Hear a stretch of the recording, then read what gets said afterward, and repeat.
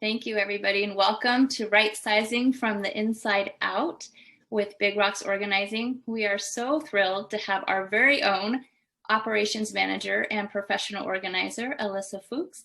She's going to be talking with us and teaching us how to right-size our wardrobe today through creating a capsule wardrobe. So I'd like to tell you a little bit about Alissa. She has a BA in sociology with a concentration in social services. Her background includes social work, special education, activity and event planning, and ABA therapy.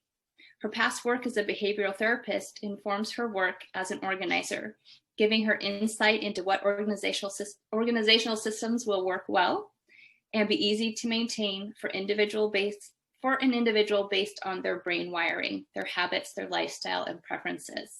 Alissa began organizing in 2018 and joined our Big Rocks team in January of 2020. She's a former NAPO member. NAPO is the National Association of Productivity and Organizing Professionals, and she's volunteered on our NAPO Resource Committee in the past. She wishes to help others simplify their lives and find time for people and experiences they love. Alissa moved to Portland in 2007 from the Bay Area, and she loves living in the Pacific Northwest. She's an avid cyclist and reader, and also enjoys dancing, cooking, and playing board games with friends. She lives with her partner, Chris, and their ever-growing collection of plants. Welcome, Alissa. Thank you.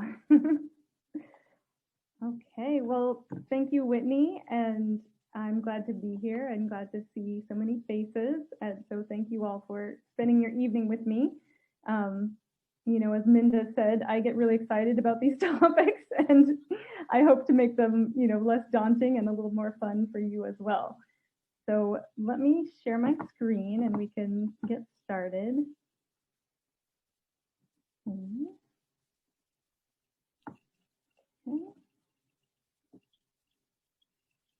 All right, and let me present.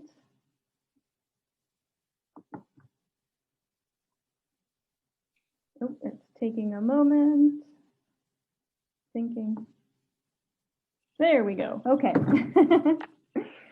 All right. So again, my name is Alissa Fuchs, and I'm the operations manager at Big Rocks Organizing. And today we're going to be talking about creating capsule wardrobes, but we're also going to be talking more broadly about just right-sizing your closet.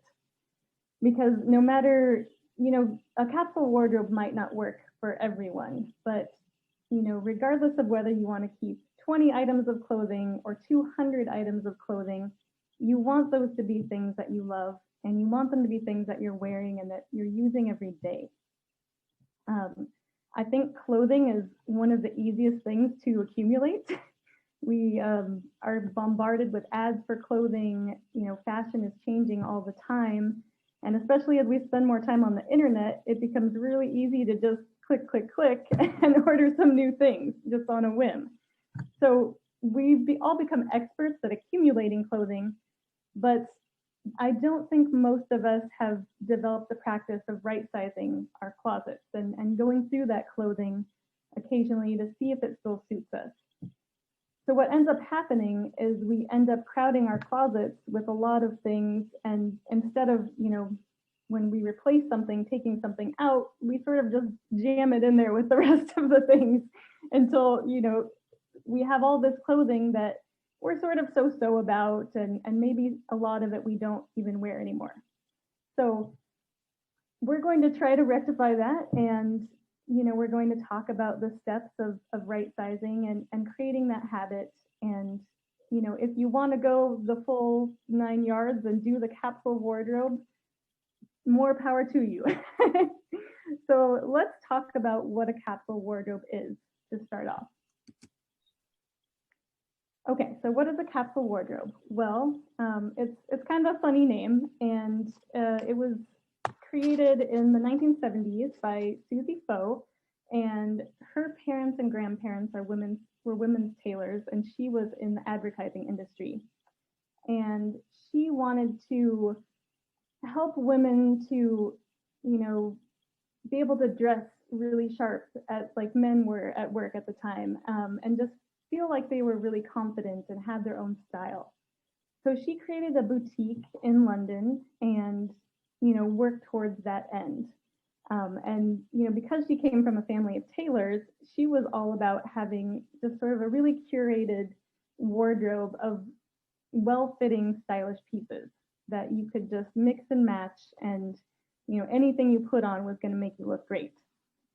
So the term capsule wardrobe kind of became more popular in like the mid 80s. So in 1985, Donna Karan had this fashion show, and it was called 7 Easy Pieces, and it consisted of models with these black bodysuit leotards and black tights, and basically they put different layers over that base to form different looks. So they had different, pants and different kinds of skirts and shorts and jackets, sweaters, chunky gold jewelry, and all these things could really switch up the look pretty easily.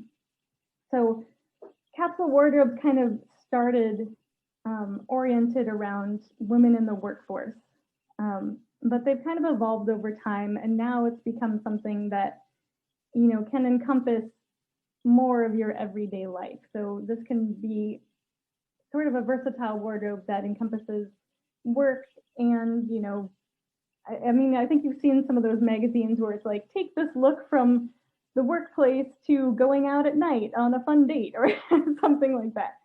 So really being able to wear something all day long and just, maybe switch up some accessories to make it look different. So to really define, to give ourselves like more of a definition of a capsule wardrobe, we can say that a capsule wardrobe is a small, curated collection of versatile pieces. So let's break that down even further. Let's talk about, what does small mean? That can be pretty subjective. Generally, a capsule wardrobe is between 25 to 50 pieces, and that includes your shoes and your accessories and scarves and things. If that sounds a little shocking, don't worry, because it can also, that can be one capsule for one season. So you can see here in this example, there's a fall capsule wardrobe and there's a summer capsule wardrobe. So, obviously there might be a few staple items that, can cross over these wardrobes, like maybe you have a favorite pair of jeans that you want to wear all year round, but generally you're not wearing all the same things in spring and summer that you're wearing in fall and winter. So you can have separate capsule wardrobes throughout the year.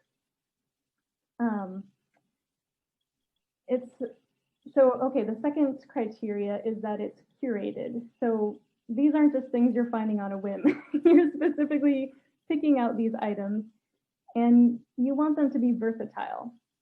That's kind of the difference between a capsule wardrobe and just having a small wardrobe. With a capsule wardrobe, you want to be able to pull out any top, any bottom, any jacket, any shoes, and it's going to work. So if you look at this fall capsule wardrobe, you could see how any of these shirts would work with any of those bottoms, and so on. You can break it down if you want to, kind of nerd out about it.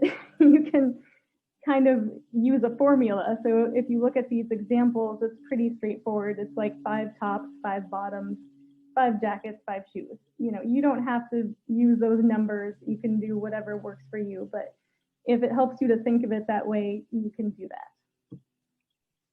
So that's kind of, what a capsule is in a nutshell, or in a capsule, I guess.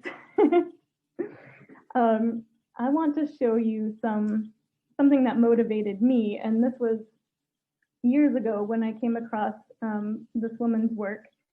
Her name is Sheena Mathikin, and she had this project called the Uniform Project, where and this isn't really necessarily a capsule wardrobe by the definition, but I think it's still very informative and inspiring anyway, so we're going to talk about it.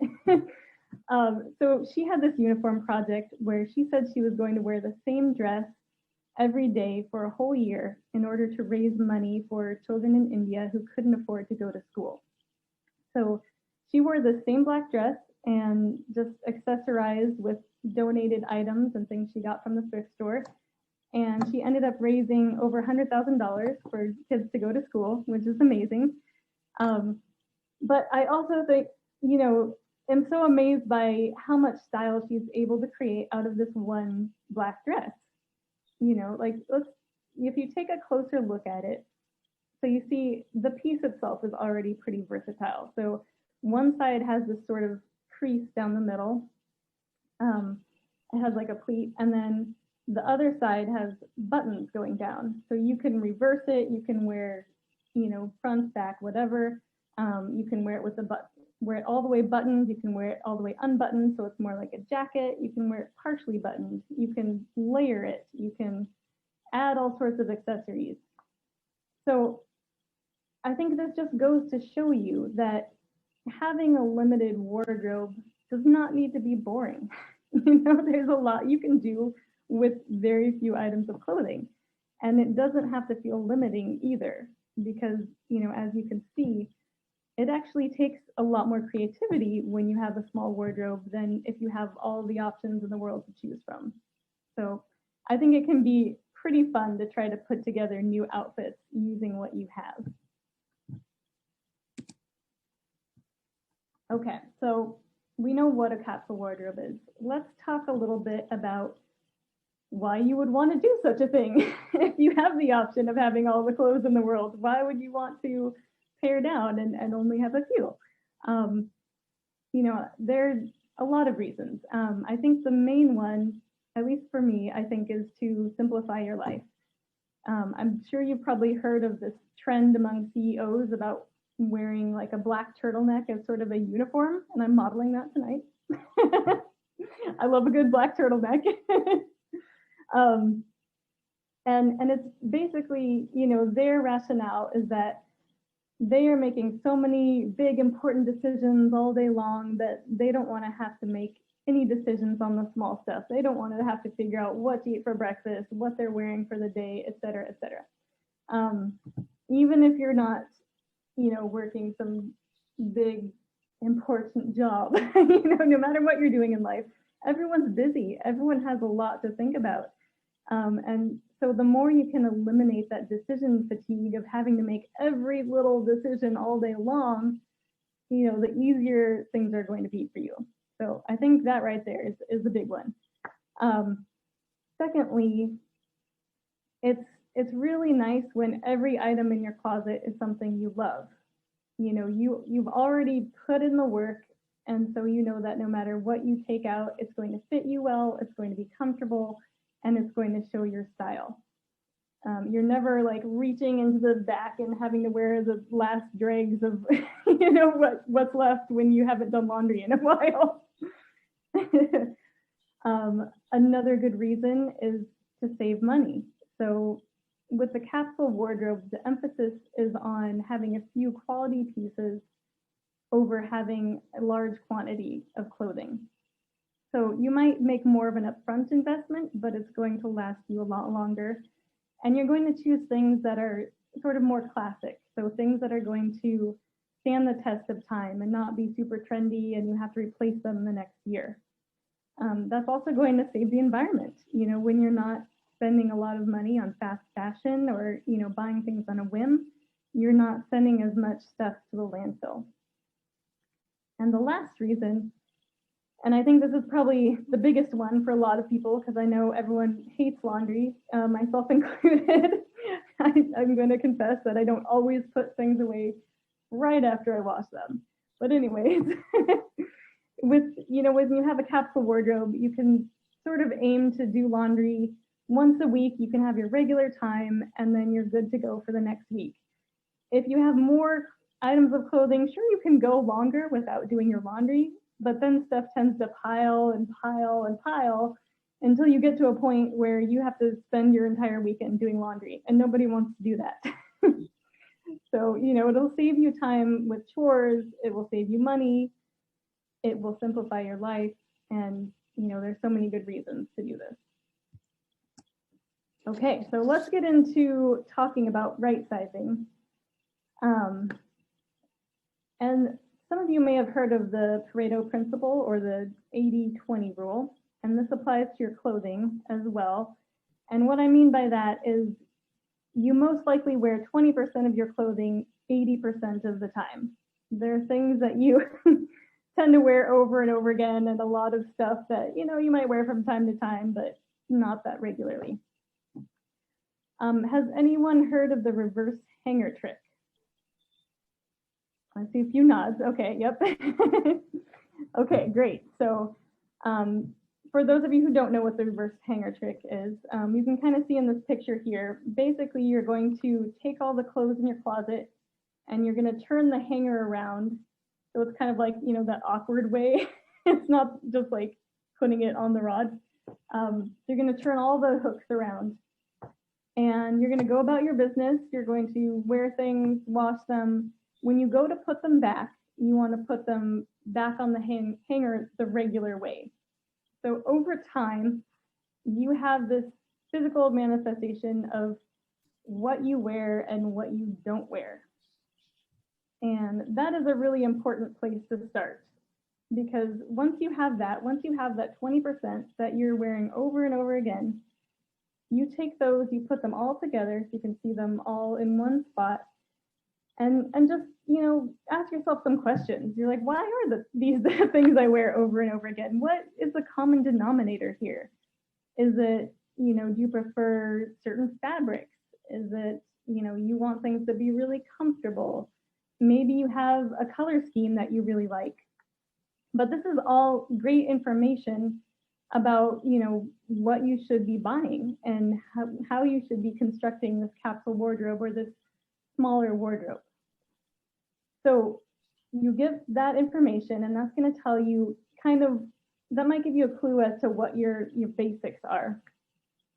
After you do that, then you want to take the rest of your clothing and you want to see, okay, I'm not wearing this, or maybe I wear this occasionally. How can I pare this down? What can I take out of this mix? And I'm not going to tell you to just, you know, oh, you never wear that. Why don't you just get rid of all? Because I know that's not going to work. The thing is with clothing, it's, you know, even if you're not wearing it that often, there's this what if voice in your head. There's always a situation you can imagine where you might wear that article of clothing. I don't care how out there that piece is, you can come up with something. It might not be real life, but, you know, we're always thinking that way. It's not like, you know, if you have 10 can openers, obviously you don't need that many. With clothing, it's like, well, I might need this. Okay, so let's talk about how we start to pare down this wardrobe. I'm sure most, if not all of you, have heard of Marie Kondo and her saying about sparking joy, her spark joy method, where, you know, you take something and you hold it and you ask yourself if it sparks joy. And, you know, this can be a good method, but I think where it can get problematic is, you know, sometimes we like the idea of something more than we would actually use it in our lives.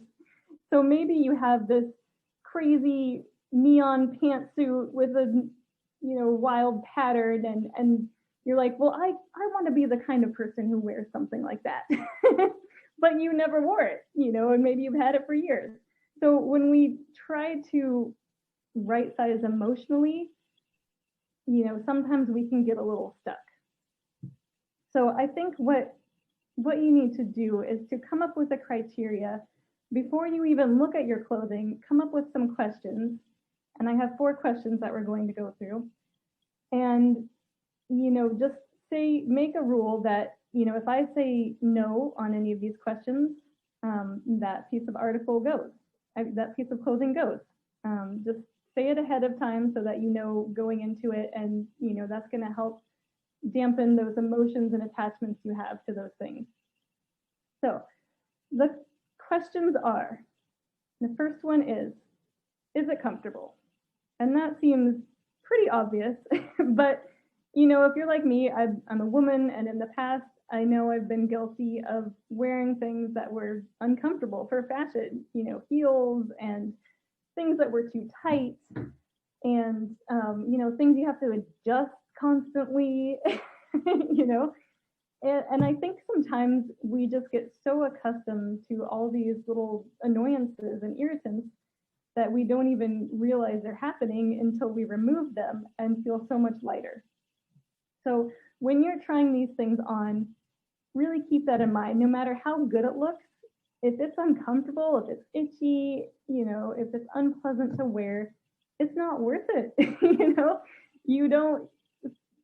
Something can be fashionable and comfortable at the same time. They're not mutually exclusive. So please don't settle for one or the other.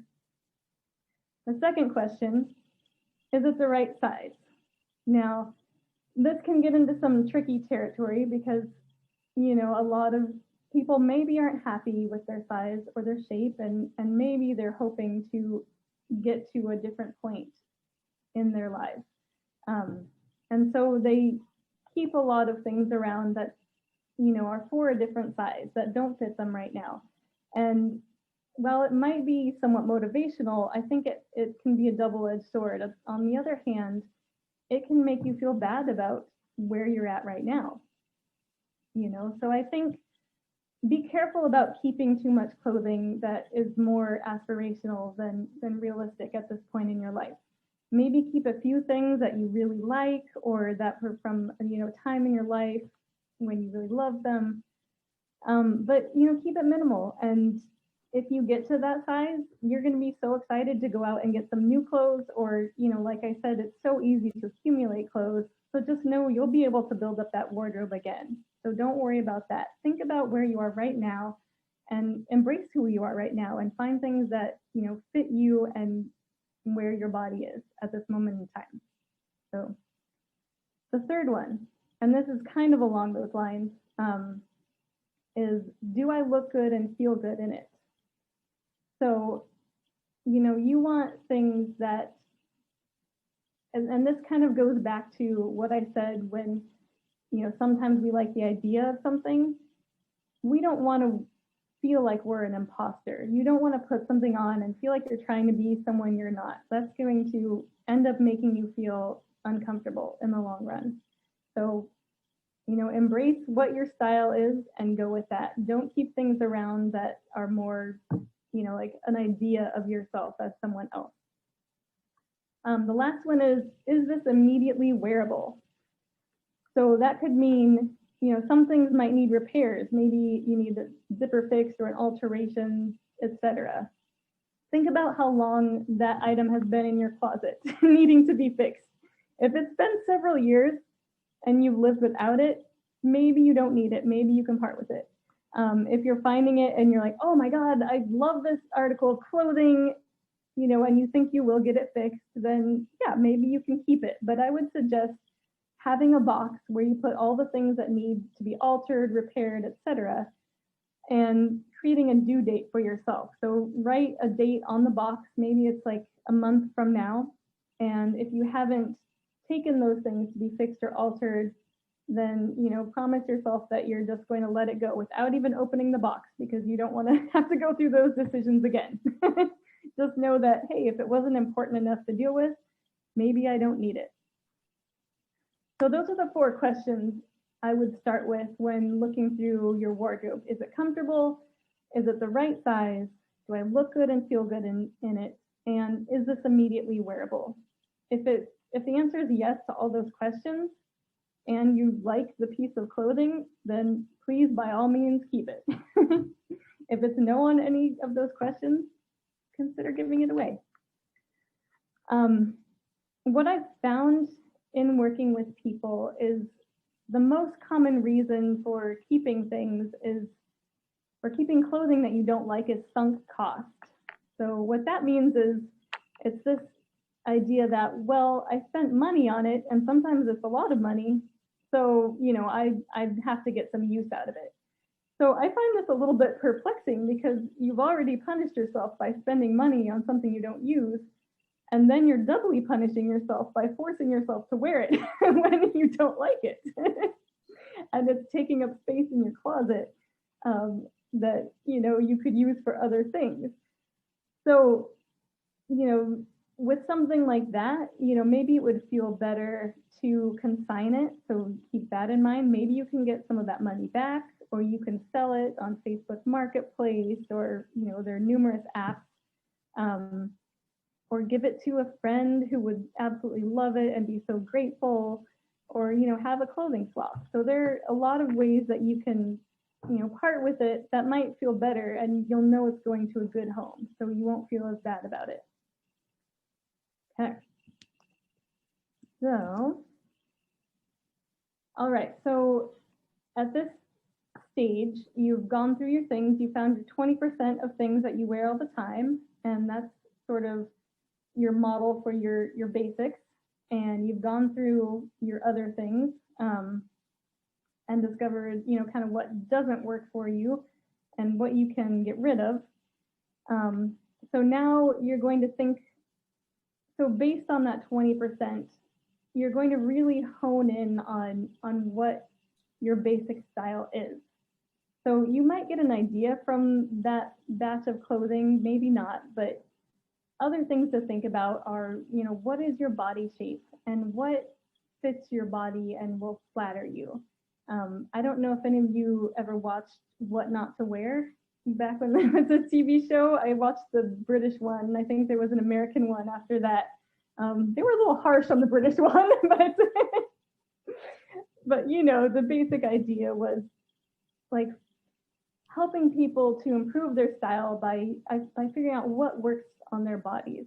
So, thinking about that 20% you saved and thinking about, these principles of, I am this shape and this works well with me, come up with that criteria of like, these are what my basics should look like. This is the shape of them. This is the cut, the style, etc. Okay. And figure out what accentuates your best features.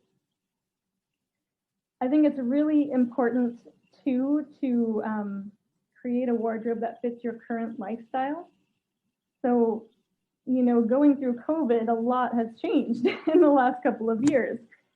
Some people are working from home, or you're just on Zoom meetings all day. Maybe you're working out at home.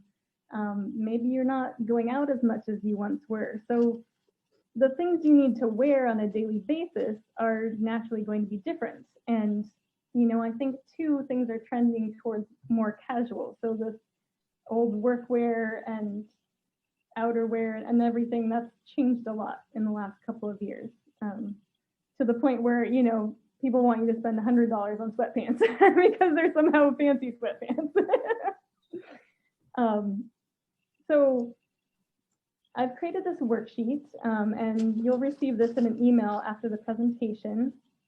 And it's going to help you with right-sizing your wardrobe based on what your daily activities are. So you can see on the left, we have the categories, and this is only a portion of them, but there's also a page that's blank. So if your categories are radically different from these, you can kind of create your own.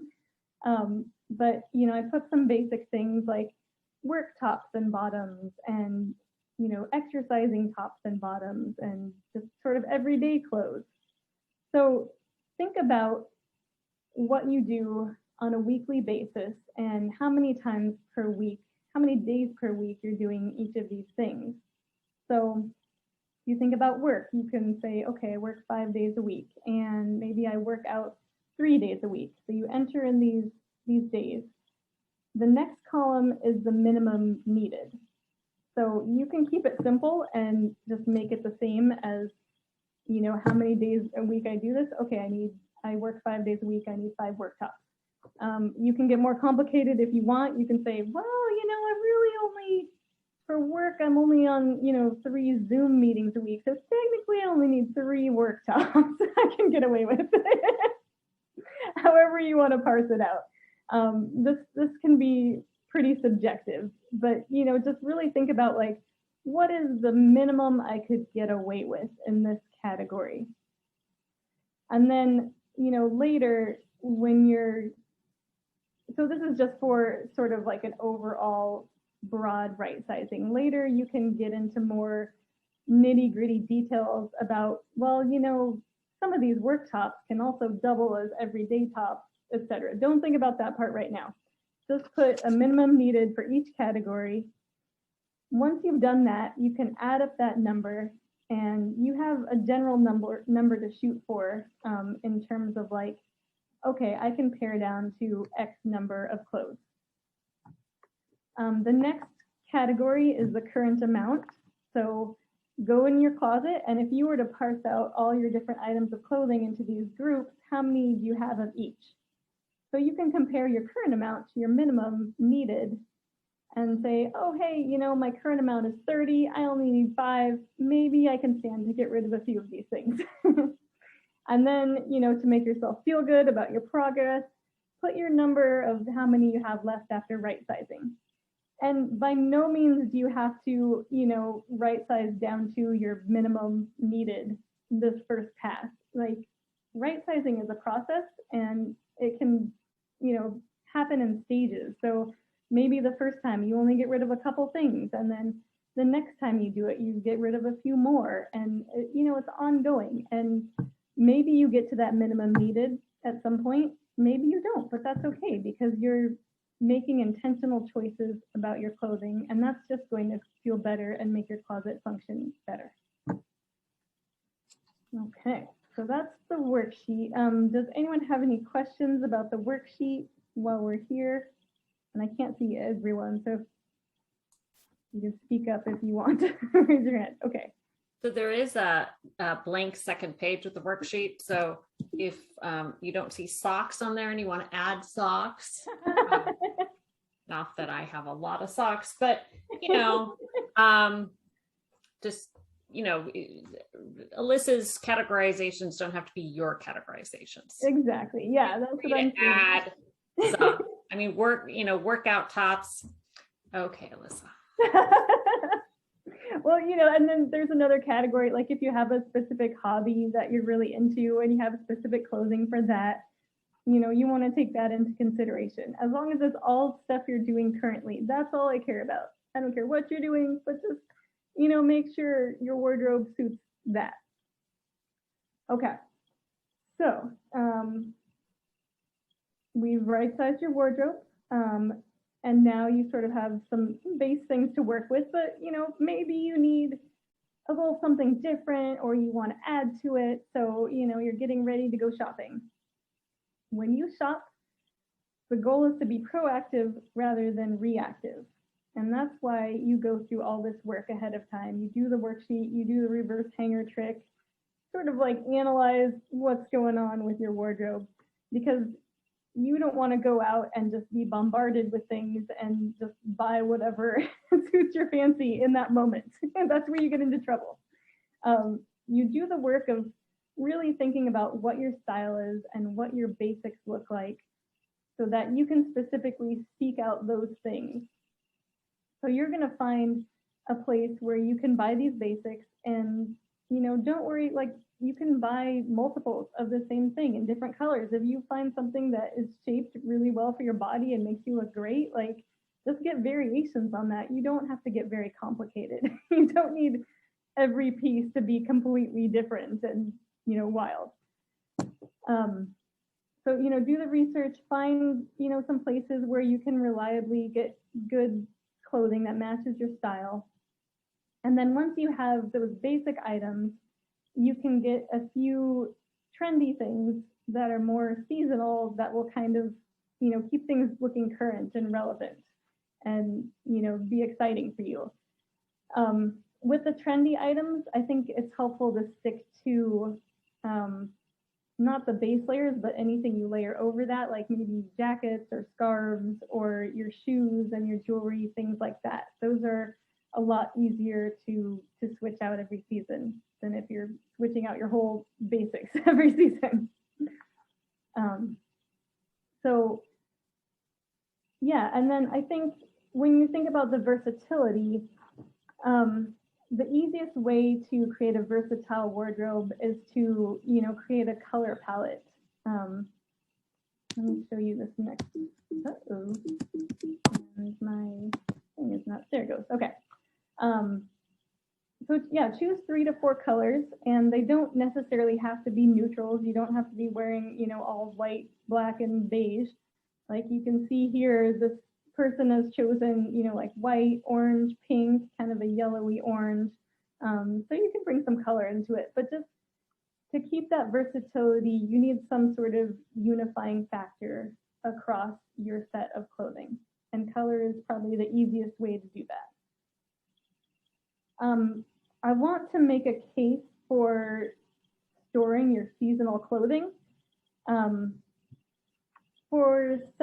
what I mean by that is, once you have this new capsule wardrobe, it's fall, so you put your fall capsule wardrobe in the closet. I want you to take out everything else from, like spring and summer, all the off-season clothing, store it somewhere else in the house. And there's several reasons for this. The first one is, like we talked about, the decision fatigue. You want to make your decisions as easy as possible. So you don't want to clutter up your closet and have to like search for something that's, this season in all your tank tops or whatever. You want to be able to just grab what you want to wear. Secondly, I think it's actually a really nice transition ritual because, we have things like decorating for the holidays, but I think with modern life, we're always so busy and sometimes like days and weeks can all start to blur together. And it really helps to have something that kind of, gives you pause and, gets you prepared for the change of the weather, the change of the season, the change of your habits, all those different things. And swapping out your clothing, well, it might sound kind of annoying at first. It actually becomes kind of a nice thing to do, I think. But then again, I'm weird, so. Thirdly, I think this is where we get into that ongoing practice of right sizing. So when you swap your clothes out seasonally, you have 2 chances a year to review that set of clothing. So the first is when you're putting it away for the season, you can see, okay, hey, I thought this was going to work. I didn't actually end up wearing it. I think I'm going to donate it. You can take out anything that you don't really like or didn't really wear. And then secondly, when you bring that out that next year, you have another chance to review it. You can say, I've kind of changed and I don't really like this color anymore, this style, or, things are different now. I'm going to, not put this back in my closet. So that sort of gets you into that rhythm of going through your things so they don't pile up and get stagnant and you don't end up with that full closet of things that you're only kind of meh about. Okay. So lastly, now that we've beautified your clothing, I want to talk about beautifying your closet. So I have some products that can help with things.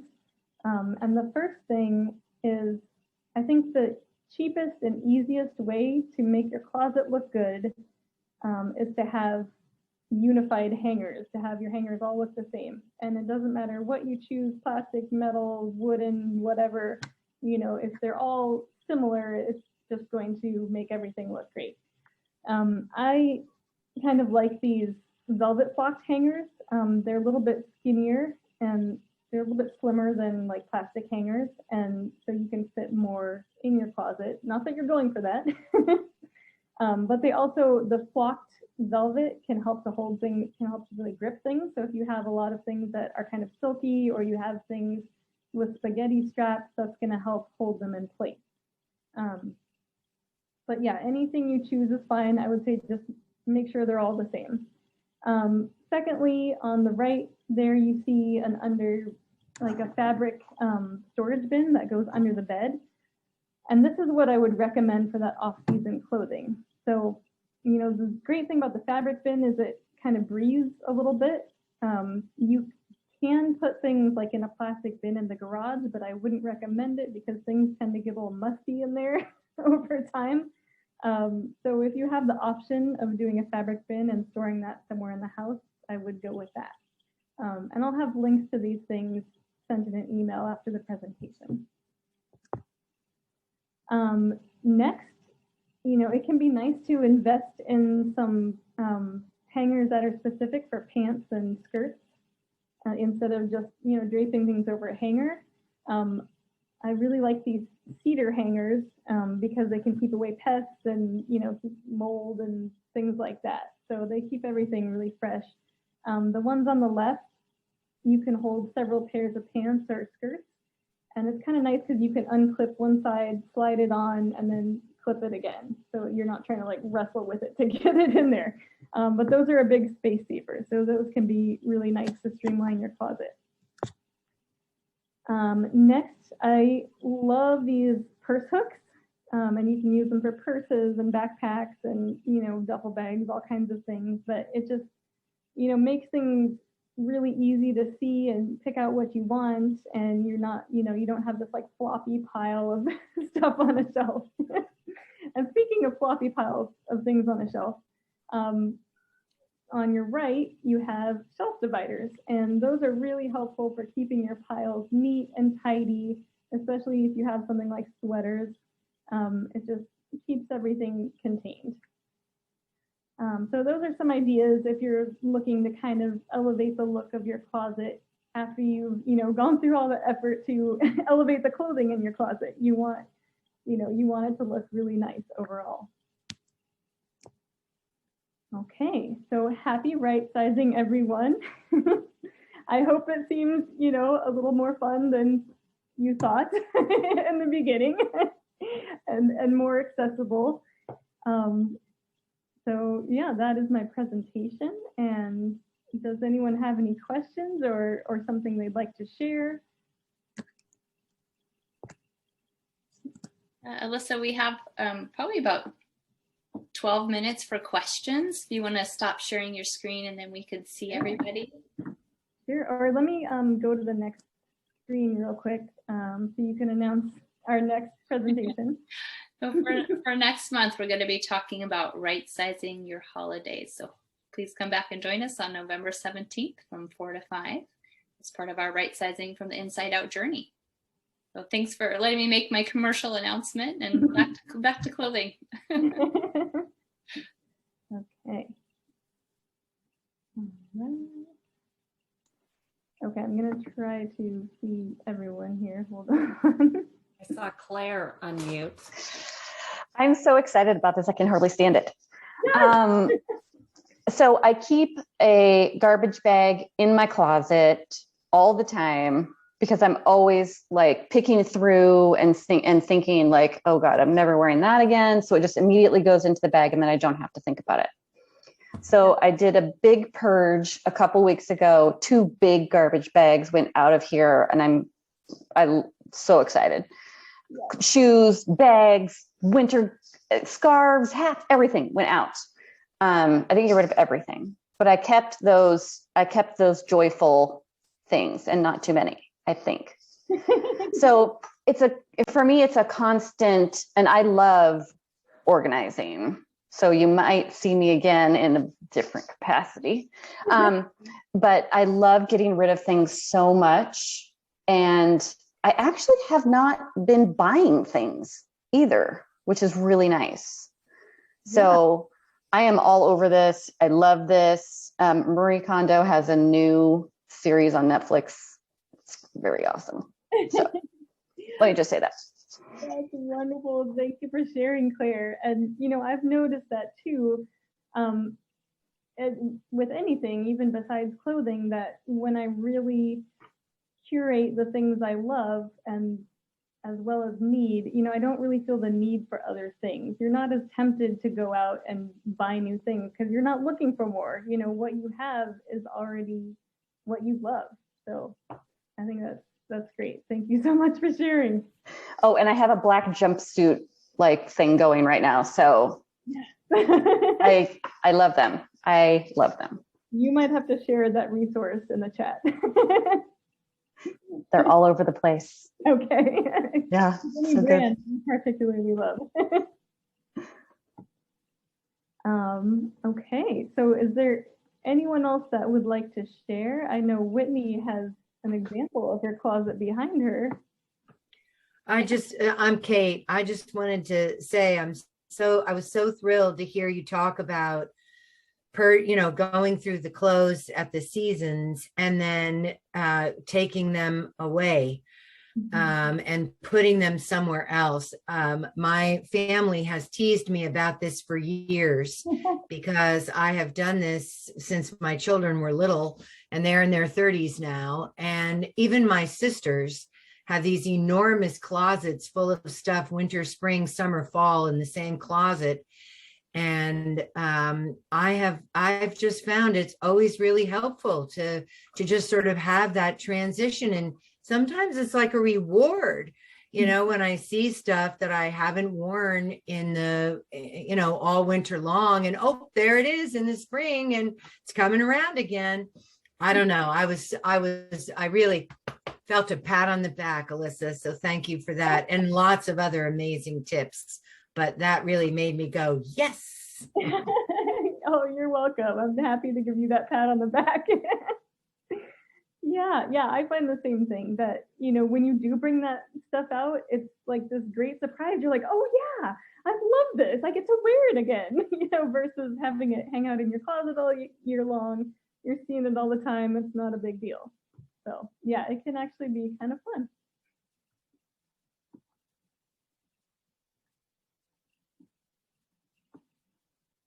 Okay, Anyone else have questions or want to share any insights? Yeah, so what if you live in a 1948 home that has a closet that's like 2 by 3 feet? Oh gosh, yeah. Yeah. That is, those older houses can be pretty difficult. Yeah. Whenever I watch any of those HGTV shows where they have, like, they're complaining about, oh, the closet isn't big enough. I'm like, oh, honey, come and look in my closet. You'd walk in, yeah, exactly. Well, that is the beauty of the capsule wardrobe, because usually it's so cohesive and it's very nice looking and it's pretty contained, so that if you were to put it on a rolling rack, you know, it actually can become sort of like a statement piece, you know, Right. having some piles of things, or you know, having too much that a rolling rack just isn't really feasible. So I think, you know, without that closet space, I think you might be more inclined to create a capsule wardrobe. Yeah, get creative. Yeah. Yeah. Yeah, and utilizing that underbed storage that you recommended, Alissa, that could be a way to help maximize your space too. Yeah, exactly. Like, don't feel like you have to store all that off-season stuff like right there in the closet in a bin. Like, you can put it other places in the house where you might even maybe under a couch if you have a high couch or something like that. Just, it takes a little bit of creativity. You don't have a lot of storage space.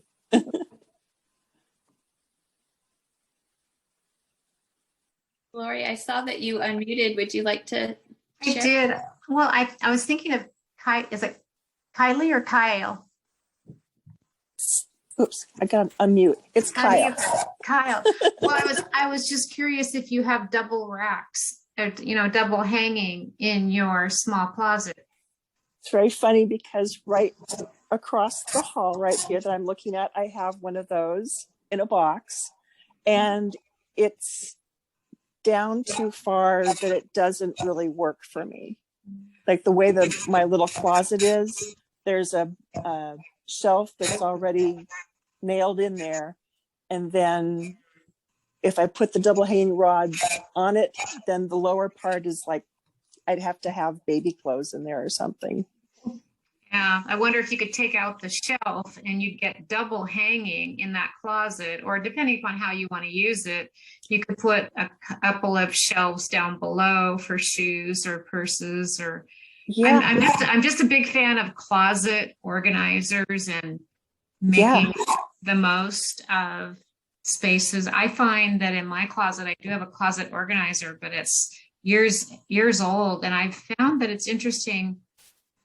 I even put garments 4 wide, but I often fold them not in half, but in thirds. Does that make sense? So they're skinnier.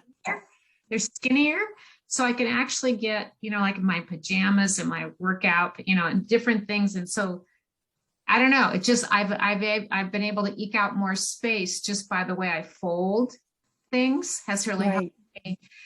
And then I'd also like to say I'm a big fan of the current season versus, so I just last week switched all my winter clothes to my closet, and all the truly summer clothes went to the other bedroom closet. And then obviously we all have transitional things that, you know, can go with. And so of course those are in there. But so that helps, but I definitely need to go through your 4 points of how to judge if we should keep something, because, you know, and I think too, where I get caught up is that at different times in life, I'm different sizes. And so, I'm this size. Well, now that I'm 2 sizes larger. Okay, now I'm in the middle and this is too big and this is too small, but these fit. Well, I don't want to give away the too big because I might I might go back to that size, that weight. And I don't want to give away the too small because I really want to lose and get back down to those, but I'm not there yet. So, like what to do. And then the irony is too, if you're a person like me, that I do fluctuate 10 pounds over, a lot of years. I think we all do that, 10 or 15. But basically my weight has stayed enough within that range that I haven't gained like 35 or 50 pounds. So that's good. But it's also bad because then I have all these clothes that are like, I wore those 25 years ago. I still have them. It's like, well, because they still fit. Well, but they're totally out of style, just because they fit doesn't mean I should keep them. So I have to go through that mental gyration. And I don't know if anybody else experiences those kinds of things, but I need to get a grip. I mean, yeah, we all have something we struggle with in this arena. But yeah, sometimes you have to just sort of check yourself and say, okay, yes, they do fit, or is that enough of a reason? Do I like it? Does it look good? Do I feel good walking out the door in it? Like, not if it's 30 years old. Yeah. The author Gretchen Rubin of the Happiness Project, she has this criteria called the X factor. So if you ran into your ex on the street wearing this outfit, how would you feel? That's the X factor tip. A good one. That's a really good one. That means you shouldn't walk out of the house with it on, should you? Christy, I've seen you turn your camera on. Did you have a question or something you wanted to share? No, I did not. My husband brought me food. I didn't think you wanted to watch me eat, so I'm back. I've been listening the whole time, but I didn't think you wanted to watch me eat. Oh, wonderful. I didn't mean to call you up, but if anybody wanted to ask a question or say something, I just want to be sure that you have the opportunity. Thank you. Anybody else? Any questions or insights? Kyle, I had one more thought for your closet. Those shower rods that are tension rods, those can be nice because you can put them at any height or any level that you need, and they're pretty inexpensive. That's a great idea. Thank you.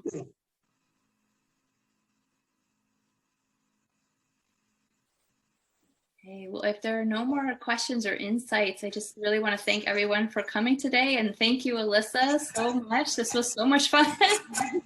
Thank you.